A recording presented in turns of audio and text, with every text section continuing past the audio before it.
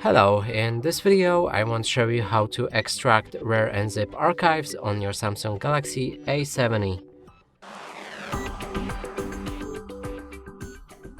To do this, you will need to open the RAR app I showed you previously on how to download it.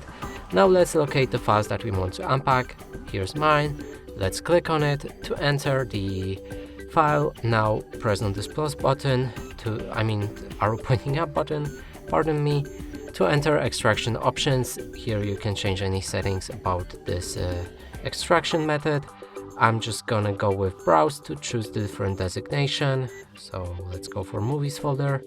Now let's click OK, and right here the files are unpacked.